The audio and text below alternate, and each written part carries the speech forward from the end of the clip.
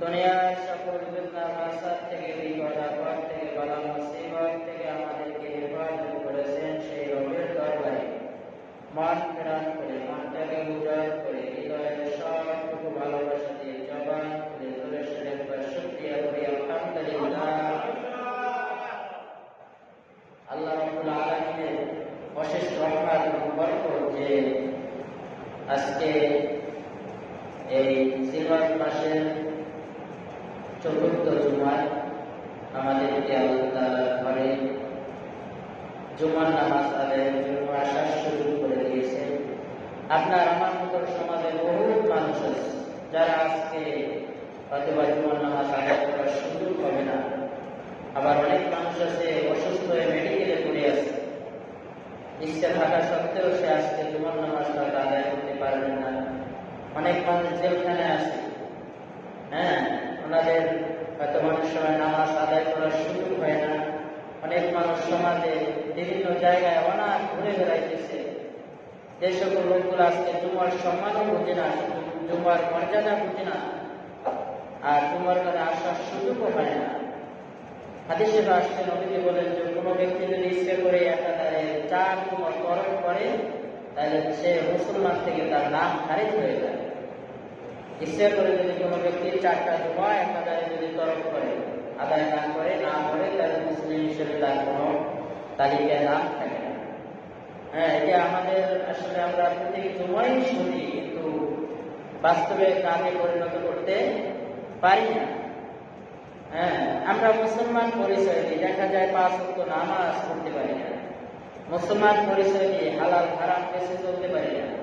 দেখবেন যে সমাজে একদম মুসলিম ব্যক্তি রেখে অন্য ধর্মের মানুষ আছে যারা এখন মুসলমানদেরকে নিয়ে হাসি ঠাট্টা করে, মুসলমানদেরকে নিয়ে বাজে কমেন্ট করে যে তারা শুধু নামই মুসলমান, কিন্তু তাদের কাজে এবং মুসলমানের সাথে কথা এবং কাজে মিল নেয়।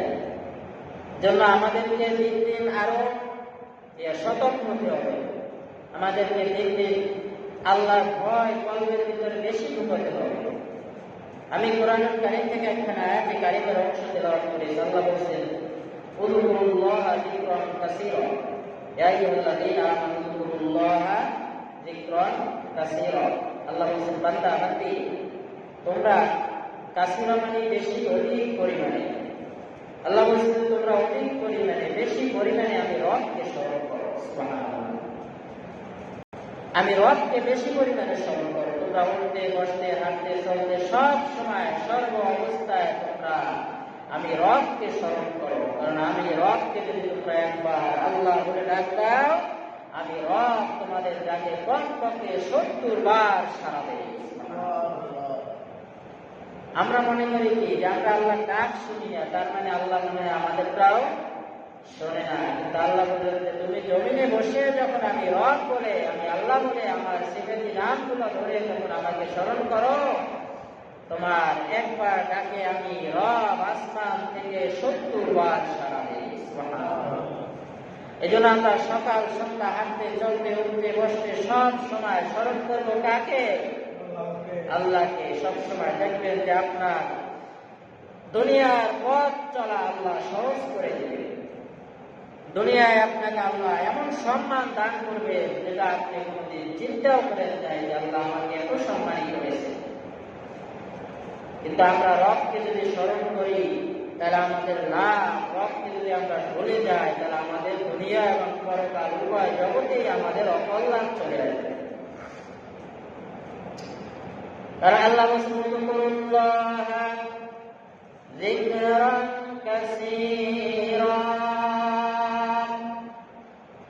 ও বান্দা ও বান্দি, তোমরা অধিক পরিমাণে রবের নাম ধরে রবকে স্মরণ করো। নবীজি আখির জামানার পয়গম্বর বলছেন আল্লাহকে এমন কায়দায় স্মরণ করবেন হাত্তা ইয়াকুনু মাজনুন, সমাজের মানুষ দেখলে তোমাকে বলবে লোকটা মনে হয় পাগল হয়ে গেছে, লোকটা মনে হয় কোনো হুঁশ